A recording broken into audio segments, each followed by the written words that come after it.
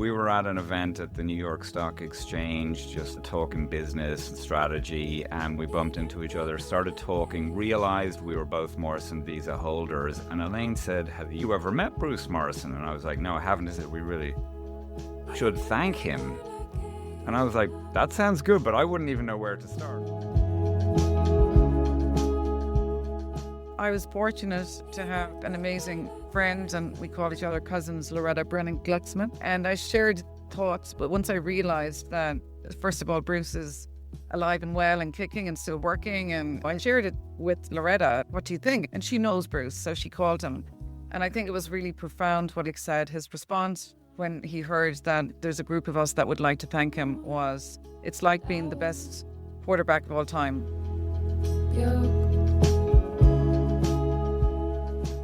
That was Feargal O'Sullivan and Elaine Brennan sharing the story of the Morrison Legacy Foundation, honoring the man who spearheaded a program that transformed thousands of lives on both sides of the Atlantic. I'm John Lee, flying solo today with Martin Nutty on vacation, here on Irish Stew.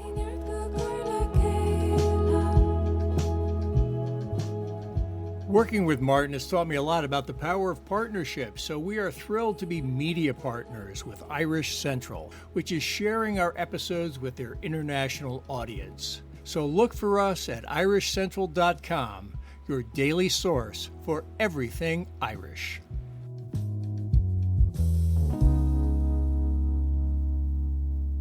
Today we hear the story of an American congressman who changed the lives of thousands of Irish people, the foundation created to honor his legacy, and the big event this fall that will celebrate that legacy. To tell the tale, we have two of those Irish people who benefited from the U.S. Immigration Act of 1990, one of only two major immigration bills in U.S. history to increase legal immigration. Its primary author and driving force was Connecticut Congressman Bruce Morrison, and in the bill was a provision known as the Morrison Visa program. Our guests today are among the thousands who benefited mightily from that program, and they, along with a stellar board and a steering committee of diaspora leaders, are paying it forward by creating the Morrison Legacy Foundation. So welcome to Feargal O'Sullivan, the CEO of the USAM Group, Outsourced Sales and Marketing for Enterprise Information and Technology Providers, as well as being a jazz guitarist and drummer on the side, I'm just finding out. And Elaine Brennan, a life science and marketing expert who is now Executive Director of Global Strategic Partnerships for Northwell Health. And loyal Irish Stew listeners will know all about Northwell Health from two previous episodes with its outgoing, in many ways, CEO, Michael Dowling. Welcome to you both. Thank you. Thank you for having us. Great to have you aboard. Looking forward to finding out all about what's coming up in the fall. But let's start off, Feargal. Give us a capsule summary. What was the Morrison Visa program? That was a program that Bruce Morrison shepherded through Congress as part of that 1990 Immigration Act that you mentioned, which was very much a bipartisan bill. Bruce Morrison was a Democratic congressman, and he shepherded all the way through and ultimately got signed by George H.W. Bush. And it set the framework for legal immigration into the United States for pretty much ever since.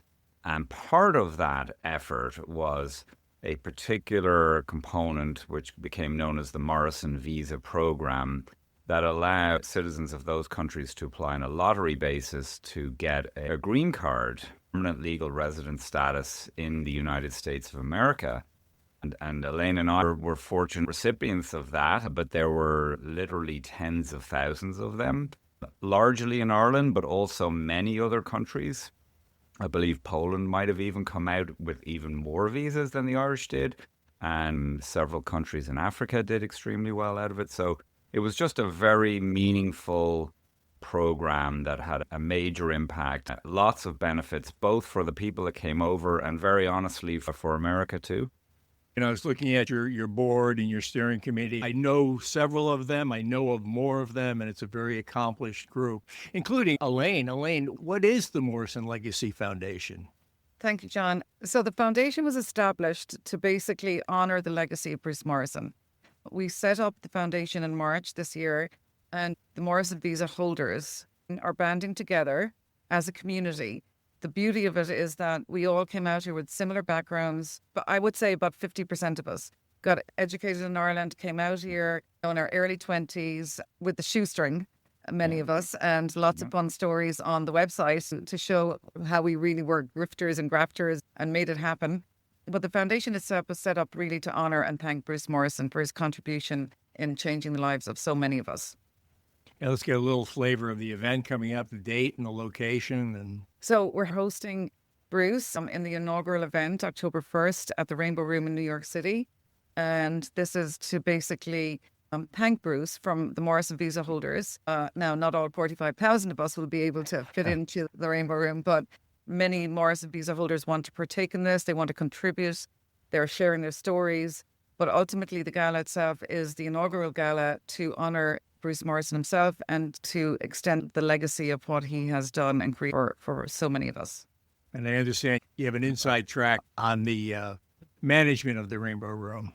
We're delighted to partner with the Rainbow Room, and Baby Gallen, who's one of the executive leaders at the Rainbow Room, is helping us to operationalize the event itself, but she is also a Morrison Visa holder. So it's great to have, and that's what our mission is, to show and demonstrate how Bruce has contributed to so many of our lives in different ways, in different sectors, in different facets.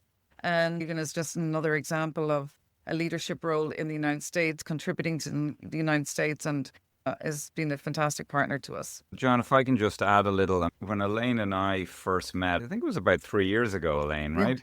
We were at an event at the New York Stock Exchange, just talking business and strategy, and we bumped into each other, started talking, realized we were both Morrison Visa holders. And Elaine said, "Have you ever met Bruce Morrison?" And I was like, "No, I haven't." She said, "We really should thank him."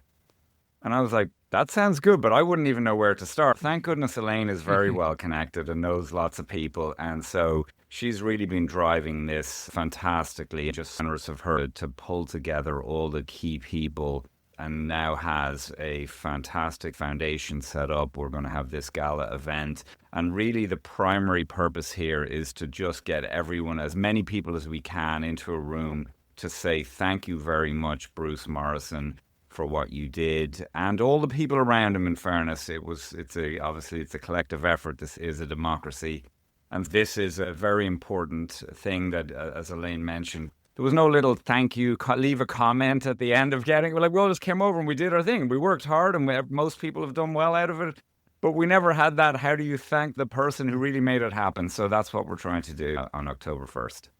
You bring up the next thing I wanted to ask Feargal is, I think there are, certain moments that draw a line in your life in the before and after of your life's trajectory.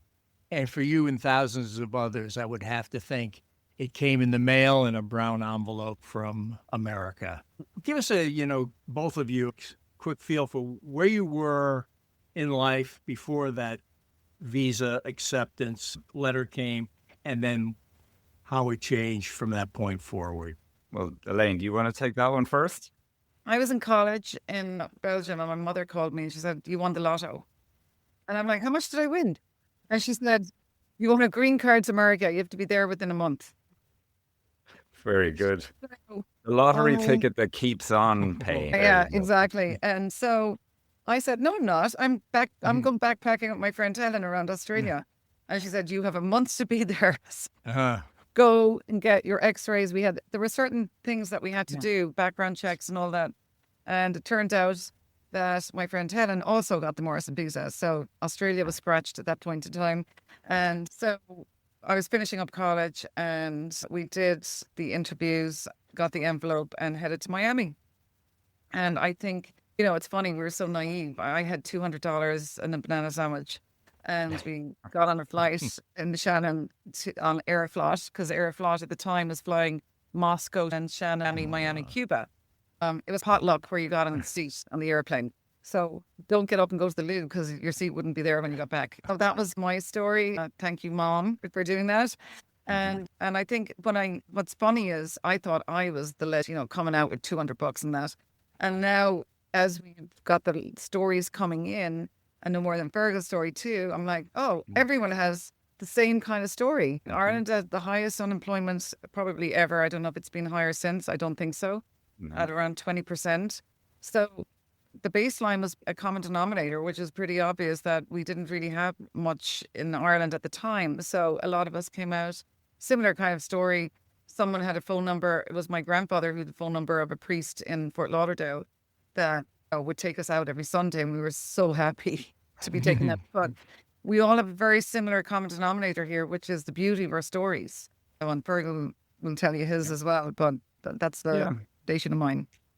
Mine was quite similar, all right. At the time, I was still in college. I was going into my final year of studying history and philosophy at UCD, University College Dublin. A friend and I had been to see the film Thelma and Louise, and he called me up out of the blue like a couple of weeks later, and he said, well, there's this Morrison Visa program going on. Why don't you apply for it? And if you get it, we'll go over to America and we'll get ourselves a convertible and we'll drive around. Now, it turns out he'd been born in America, so he was already an American citizen. And I was like, that sounds cool. Now, obviously, the movie has some more serious parts to it. But the bit about driving around in a convertible sounded good. So I applied. That was like September or something. Maybe I got the interview in March or April, and I got approved. I think I had 3 months to go, but my final exam was on a Saturday and I had to leave by the Wednesday. So I booked a ticket for Tuesday and I came over with my guitar on my back and, rucksack of whatever clothes and stuff I had. I had about $1,600, so I was a little bit more fortunate, but it wasn't a lot because I still couldn't afford rent and a security deposit and all that. And got set into New York, and I've been here for 33 years now. 32 years, actually, yep. And I'm going strong. Throughout the stories on the website, great stories of the people who came over on this visa, there's so many incidences of kind of luck and pluck and perseverance and serendipity. Yeah. There's one that I'll mention here that I saw from Tony Riley, who set up in Columbus, Ohio. So people didn't just go to New York, and people did spread out across the country. Tony went to Columbus, Ohio, and his quote on your site is, cherish the struggle. It's a tool in your toolbox. If you learn to cherish your struggles, you will always be equipped for whatever life throws at you. I thought that was great. Phenomenal, right? Yeah, look, we all know that life is a journey, much as we want to win the gold medal or whatever. Ultimately, we're here for decades, hopefully. And the best things in life come to those in wait. Nothing is worthwhile is easy to get, right? All those tropes are true. They're old sayings for a reason. And nobody, I think, that came over, or very few people that came over on the Morrison Visa program at the time were set. Everybody was coming over and they knew that much as America is the land of opportunity and we all had a great chance to contribute, if you didn't do that contribution part, you had nothing. Most of us didn't know anybody or very, very few people. We didn't really know the culture. I think it was Churchill said that America and England are separated by a common language. It is different. Like we speak the language. We think we're talking about the same thing, but not always. Right. And I think pretty much everybody that came over, they had to hustle. And they did. And now as we're getting these stories coming in, and if you go to morrisonlegacy.com, you can read these stories. There are some great cases of people that really massively contributed to America. They've become very successful business people, very successful artists, contributing to community. There's just great stories of people that America welcomed at the time and got rewarded for it because those people really did add some value to the overall American experience. And I think the whole country is better off for it. Both countries, Ireland and America, because there's also cross-pollination now, a lot more of that. One of the other benefits was that sort of interaction now between Ireland and America. It really strengthened it right there, thanks to Bruce Morrison. So when you both arrived here, what opened the doors for you? How much did you play the Irish card? What was the reception to the people who had just preceded you from Ireland or from Irish Americans? What was the Irish entree into America beyond the Morrison Visa? So for me, myself and Helen, Thelma and Louise, or we used to call each other Tato and Tinsel, but we arrived to Miami. So we deliberately chose an area that wasn't traditionally Irish dominant. So we arrived into Miami. I think it was about 90 degrees, October 31st, it was Halloween, and never had encountered such heat. Yeah. So anyhow, it was my dad's friend, Gus and Tony Kelly, who put us up for a couple of weeks. But as I said earlier, it was a priest, a Monsignor in Fort Lauderdale. He used to take us out and he gave us our deposit to get an apartment. He said, okay, you need to be living on your own. So in Miami, it was very different. It was the roaring early 90s and it was wild. But myself and Helen were just so enthralled with the weather that we took a different kind of path to partying. We ended up focusing on, outside of work, scuba diving, skydiving, Nice. outdoor life. We just embraced it full on. The Irish society wasn't part of our everyday life, let's say, down there. Now, you have to also remember this is pre-internet. Yes. We didn't even have a cell phone at the time.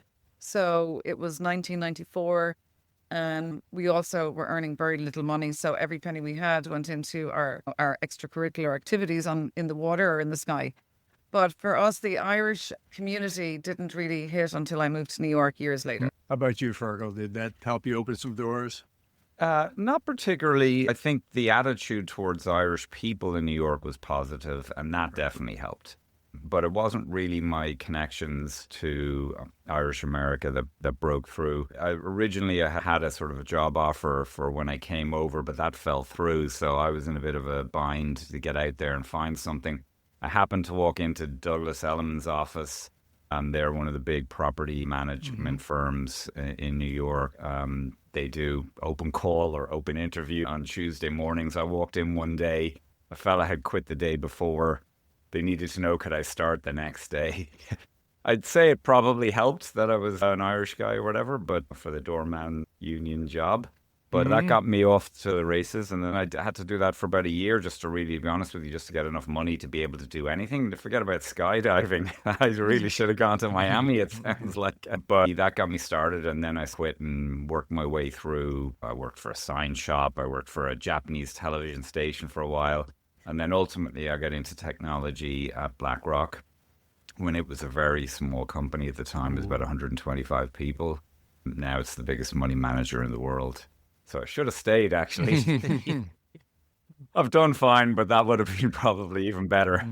You might have driven yourself crazy, though. Yes, that's the other thing. They actually, funny story, just to sidetrack, but if you left at around 7 o'clock, the joke was half day today, Feargal. Yeah, oh, gosh, yes. Yeah. No good, no good. Yeah. Tell us a little bit about forming, we got that little kernel of an origin story where Elaine said, I don't think anybody's ever thanked him. So let's go back to the foundation a little bit and how you went from that conversation to next steps, because you have attracted some stellar people on your board and on your steering committee. Yeah, I think I was fortunate to have an amazing friend, and we call each other cousins, Elaine Brennan. And I shared thoughts, but once I realized that, first of all, Bruce is alive and well and kicking and still working, and that I shared it with Loretta, what do you think? And she knows Bruce, so she called him. And I think it was really profound what he said. His response when he heard that there's a group of us that would like to thank him was, it's like being the best quarterback of all time, Tom Brady, or, but everyone's forgotten the game. So that to me spoke volumes that we're doing the right thing. And that was our guiding point, I think, no matter what, because at the end of the day, we're all volunteers. We have our day jobs, we have our careers, our families. But at the end of the day, this man has to be thanked. And we want to set a precedence. We also, I think Feargal would share this with me, we have a responsibility to the next generations who weren't or aren't as fortunate right now as we were. And I think that Bruce himself is really chuffed and really excited about this. Oh. So that was the guiding point once Loretta had that call with him, that this has to be done. I think when you look at our steering committee and the governance of the foundation, which is on the website, everyone has a little bit of a different angle maybe, but ultimately it's gratitude. And ultimately it's look at what this man did for us. He has no Irish connections, by the way. So I think that in itself is profound. He did it, and the quote that is easy for me to remember at my age is, he said, "We didn't do this for the good of the Irish. We did this for the good of America." And that says it all. And there were other countries, as Feargal mentioned earlier, Poland. There's, I think, about 38 countries that had access to the Morrison Visa application. The Irish got around 40%. So ultimately, this is a bigger, wider network. It's a global network that, down the road, the foundation hopes to tap into. But ultimately, right now, it's us, group volunteers, saying thank you, Bruce. And John, what the other part of thanking Bruce is about collecting these stories, right? Because I actually have a history major, and one of the topics I did was Irish emigration to the States in the 19th century. It was obviously largely driven by what we call the Great Hunger. Americans call it the potato famine, but it was government mismanagement. And people wrote letters home describing what life was like in America. And so I did a whole paper on the experiences of people, and it was really very moving. And it is such a unique way to learn history as opposed to reading stories and history books and things like that, because you just get the word from the people on the ground. Now, obviously, you need to understand the context of that, but that's why you study this. We wanted to pull together the stories of the people, because history will read these stories and will be able to make a determination about the benefits of this program based on what they read in these stories. And of all the thank yous that we could possibly give to Mr. Morrison, this, to me, probably the highest one is to be able to say, look at all these people taking the time to give their stories. And by the way, if you're listening and you are a Morrison Visa program holder, we would strongly encourage you to please go to our website and contribute your story. In fact, we even have the ability for you to just set up a phone call and you can just tell your story and we'll write it for you. But it's a really important thing for people to be able to look back and understand actually what happened and what were the benefits and how did it play out. So that's a big part of it too.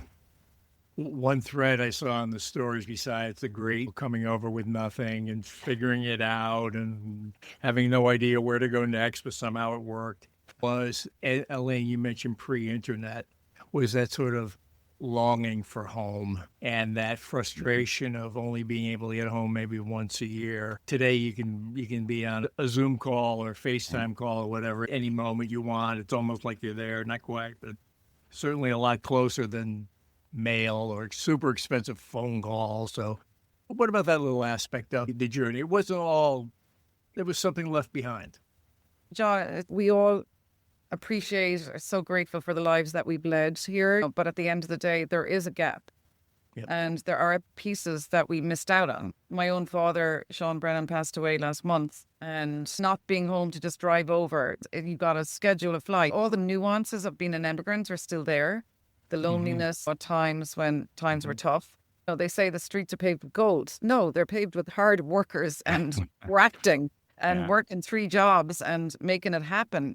But at the end of the day, those gaps do not outweigh the upside for me and for many others. And I just want to acknowledge as well, there were a lot of people here illegally that this Morrison Visa program was under amnesty. It was tougher for those people. We had a luxury that we could fly over and back when we wanted because of the Morrison Visa.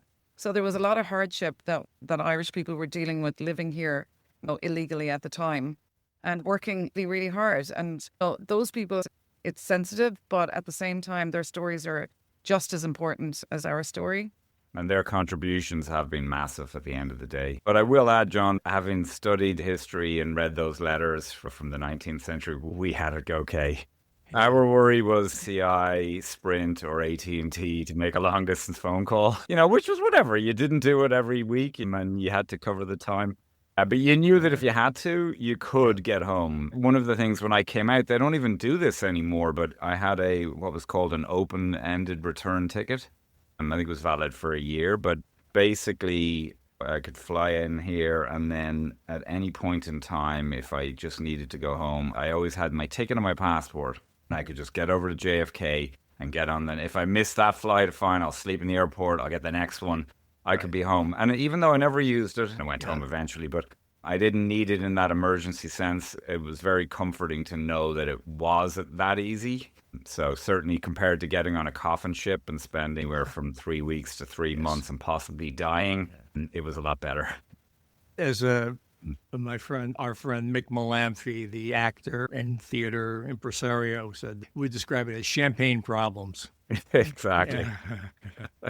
Yeah. But I have to say, this time in Skype or whatever, fantastic. When we got that in, I was fortunate enough, just around the time my kids were born, Skype and FaceTime were getting to work pretty well. So I got my mom a laptop and a webcam, and she got the high-speed internet, and we fired them up, and it changed it. You felt that much closer. On a personal note, I do have some sense of this experience because at about that time, I was courting a woman in Italy. Oh, so I was nice. here, she was there. We were sending those aerograms made out of onion skin paper, and we were calling at very odd times. And I would fly over there as a courier. Where you flew for free, but you had to carry packages for the company. Okay. That's a good story. Sounds suspect, but it was legitimate. And she had to apply for a fiancé visa to come over. And she essentially had to go from Milan to Naples to get a chest X-ray. Crazy stuff. So I've been through a little bit of the flavor. Are you going to tell us the end of that story? We're married. She's in the next room, Yeah. Congratulations. I'm afraid the listeners have heard little pieces of this many times in the past. So let's talk just a bit as we're kind of heading into the final furlong, as I would say in my previous racing career. Tell us a little bit about how Bruce Morrison and the foundation can speak to America today. Clearly, the immigration issue is now like the third rail of American politics. How can this work and these stories help deepen an understanding of immigration, get it away from the political aspect of it, but just bring out some new dimensions and help people understand legal immigration perhaps in a better light? Okay, I'll take a shot at it. So, look, we were obviously very fortunate and to be able to come in properly and legally. And as tough as it was in Ireland, we weren't starving either, right? And not too many of the people who did were in that situation. But there's a statistician and people that give you the more important details around all of this. The world is very interconnected now, and immigration has always been a thing, but it probably now it has, in the past 20, 30 years, has been quite important globally, migration in general and immigration. The problem is that people want to just try to block it. Some people want to block it entirely, and it very rarely works that way. And again, history will tell you this too. It's extremely difficult to control that. And so what was really unique about this time was that they actually said, okay, maybe we aren't unable to completely lock it down, but maybe if we legalize it and come up with a plan that actually works to the benefit of all the participants so that they aren't in some sort of a desperate situation, then this could work out better for everyone. And there is no doubt in my mind that this program was an unmitigated success. Now, there may be anecdotal stories of somebody who was disappointed or whatever, but on the grand scheme of things, this worked extremely well. It helped Ireland get out of its funk and become the fastest growing economy in Europe. It helped with the peace process in Northern Ireland because it took some maybe otherwise likely to go down the wrong road, younger people off the streets and over to America to do something good. And it dramatically helped in America because people like Elaine and myself and everybody that you'll read about on stories on the website came here and worked hard to help this country. And I now run a business employing Americans, and Elaine works for one of the biggest hospital chains in the country. Those stories are multiplied times thousands on there. This was additional economic activity. This wasn't taking from anybody. This was contributing to everybody. And it was done in a manageable way that actually really supported the global thing. So, look, how is this going to get resolved over time? Who knows? But the fact of the matter was that we can look back at 1990 and say that was a fantastic program, and that changed the world for the better. And the people in power now should be trying to look at, in my view, they should be trying to look at that model and see what was it that worked there and how could they replicate it. And I apologize for getting too preachy here, but I'll add one point. That was a lottery visa program. It wasn't one of these, you have to have a Mensa membership and 10 PhDs or something. Many of the people now have PhDs and master's degrees and run businesses and do amazing things. But when they came up, we were 22. So I think I was 21, actually. Just really, this program, whatever way Bruce and the team that worked with him to do it, they really came up with something very powerful. And it is worth taking a serious look at and seeing, are there ideas that could be replicated now or in the future? And I do think, just to add, that it was done under a bipartisan government. Yeah. So, it's not about politics. It's about doing the right thing for America. And we're looking at next July 4th, celebrating 250 years of the Declaration of Independence. And I believe that Ireland is one of the 7 countries selected that contributed to the growth of America. So we're part of that. This is our story. This is 45,000 people who got the Morrison Visa. Donnelly came before. We're all part of that legacy that we're very proud of. Yeah. And I do believe, no matter what government is in power, this Morrison Visa program, through the legal framework that it was set up, was done correctly. It was done with the right intention. And we, as a cohort of people that came out from Ireland, from Poland, wherever, through this program, delivered for America. And we continuously do. And we're fortunate enough that we have children, the next generation's here, they're Irish, US citizens, and the legacy will continue. And that's why this is a very important mission, to continue Bruce Morrison's legacy. And keep that connection, the connection between Ireland and America. As Elaine said, Irish people have been coming to America for centuries, were instrumental in setting up a lot of the infrastructure around the country, hugely influential in forming the unions and leading to a middle class that was the envy of the entire world. Ireland has played a major role in the history of America, and this helped extend that, and I think has been something to be very proud of. America should be proud of this. And certainly as an American now, I'm proud of it. And it was good for Ireland too, by the way. How was it good for Ireland? There's 2 kind of thoughts here. But the one that I think of the most is that we love Ireland. We love our country. We love where we came from. I don't even think, in my head, I looked at myself as an immigrant when I came here. I said, I'm exploring. I saw myself maybe as more of an explorer. So it turned into being an immigrant. But now I'm fortunate that through the careers that I've had, from research and development to running a company to now in healthcare, I've been fortunate. And also, more importantly, I had the luxury of working for Enterprise Ireland for a number of years as leading life sciences. So now I have the fortune to support and help Irish companies scale and grow in the United States through the lens of life sciences. But there are many of us. Feargal has other examples. There are some people who are investors and invest in Irish companies over here. And if we're not helping, we're introducing them to those that can help.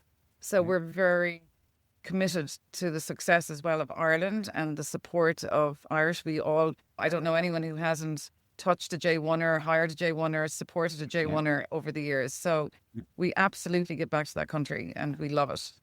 And to add to that, like of the, say, 45,000 visas that were allocated to Irish people, we understand there's approximately 20,000 still here. So that means about 20,000 went home and brought this unbelievable experience and knowledge that they learned of how to operate in America with rules and regulations and a model to run a successful business. And the economy took off. Like by 96, 97, they started calling it the Celtic Tiger. And it had a bit of a blip at 2008, but it seems to be still going strong. And I think a lot of that was the sort of work ethic and business savviness that America has contributed to Ireland. And a good portion of it is people that came over and worked here for 8-10 years and then went back home again. And they brought that with them. And you also mentioned at one point, Feargal, the peace process. And I look and see Neil O'Dowd on the list of directors. And he came over here with nothing, built a publishing empire, really, Yes. and then because he was here and he was working in influential circles, including with Bruce Morrison, Yeah. he was part of that effort that jump-started the peace process. So he kind of needed to come here in order to help that very important. He did, and I hadn't even realized how much of a role Bruce himself played in that. And when I met him there about 6 months ago, he was able to tell me that Bill Clinton had asked him to come over to Ireland prior to George Mitchell's effort and lay the groundwork. So he was both directly involved in it, but also I think this visa program did help because it's sort of like a kettle about to boil. It let a bit of steam off with young people because it covered Northern Ireland as well as the Republic of Ireland. And so that allowed many people over there to come over and also then earn money and do well and go back home and help the people at home as well. So it was truly a key part of that effort that ultimately led to peace, and that's still holding now 25 years later. And we're getting to the portion of the program we call the Seamus Plug. It's your chance to plug something. I'm guessing I know what it is. It's going to happen in October. Yeah. You mentioned infrastructure. It's at the top of a gigantic, fantastic building in New York, one of the most beautiful pieces of architecture, built in large part by an earlier wave of Irish migration. Great. And it's the Art Deco masterpiece, the Rainbow Room at the top of Rockefeller Center. Tell us more about the event, how we sign up, what you're looking for, sponsors, and anything. I'm sure the event's a bit information, but anything you can tell us about what will happen that night. Yep, great. I just want to acknowledge, John, before I get into the event, there are legends that have contributed to the Morrison Visa. Bruce was obviously the key components, like Neil O'Dowd. There are so many people that, to start to name them, we'd be here all day. So Right. I just want to acknowledge we're like the ambassadors, let's say. Yep. But there are people back in the 80s and 90s that worked tirelessly to legalize the Irish. And that was part of Bruce's ambition as well, and what he noticed about how the Irish banded together to legalize the Irish. So there's a lot of people and legends behind us that have contributed to making this happen. But the event itself, October 1st, log on to morrisonlegacy.com, and there is a tab where you can find out more about the evening and buy a table, a seat, be a sponsor, a donor. Just email us. It is a 501c3. It's a non-for-profit. So we are held to those guidelines. And I think it's going to be wonderful. We're going to have a mixture of Bruce speaking and special guests. I just want to add that Colin McCann is a Morrison Visa holder, clue number 1. And it'll be a mixture of music and fun and just a great evening to celebrate and honor Bruce. I just want to acknowledge my boss, Michael Dowling, who is also an immigrant, not a Morrison Visa, but an immigrant. Also on our board, he will be there that night as well. Fantastic. Yeah. And it is, as you say, John, the Rainbow Room, to those who've been fortunate enough to go up and check it out, a spectacular space with an unbelievable view. I think Top of the Rock is probably, you could debate about Empire State Building, but the view maybe from Top of the Rock is probably the best one. It's amazing.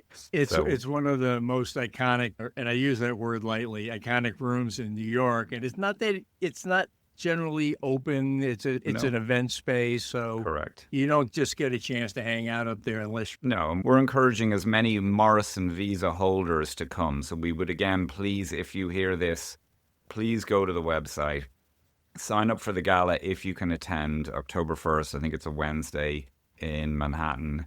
And even if you can't, if you want to put an ad to thank Bruce in our brochure, we would obviously be happy to do that. We also have the ability to put your story up. I think that one, as I talked about before, is huge. Just, you don't have any money, but you have a story, please contribute it. We really want to get those stories up. I'll be honest, I know some people that we've been talking to, and I'm going to shame them a little bit. You said you'd do it, guys. Please do. Okay. It really matters. And this is, I think, what's going to be the most valuable thing for Bruce, is to see the stories of everybody's life he's impacted on, all the people around them. And just to add as well, and that is true. So send in your stories, guys, but you can do it anonymously. Yeah. So if you're in any way don't want to share, because we appreciate the privacy and everything, you can just send in your story without names or anything. And even just where you came from, where you live now. Because I think it's a registry that isn't documented. And I think for the future generations, it's important that we collate this information in some fashion. Yeah. You had asked me before we came on about sort of the theme of Irish Stew, and I forgot to mention it's stories. It's all about stories, and that's what it keeps ending up, and the idea of stories always comes to the surface. I thank you very much for telling your stories here. My co-host, Martin Nutty, is extremely frustrated that he couldn't be on this episode because he could share some observations about coming over here on a Donnelly visa, I believe, as an athlete. But he's in Italy, so we don't really, we're not crying no sympathy for him. there. Yeah. Thank you so very much. I look forward. Please let us know more about the event as it emerges, and all the best to the Morrison Foundation this year and years to come. Thank you Thanks so again. much. Thank you.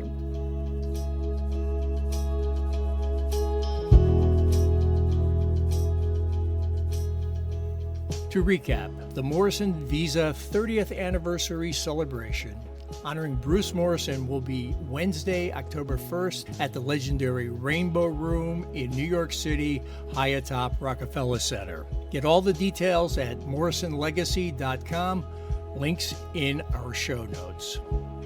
So that's Season 7, Episode 25, and it's time to wrap up until the fall. We're leaving you with a catalog of 128 episodes to explore while you're lounging at the beach or stuck in traffic driving there. Martin and I will come back strong on September 7th with former U.S. Special Envoy to Northern Ireland, Joseph Kennedy III. Enjoy the rest of the summer, and we'll see you back here in the fall.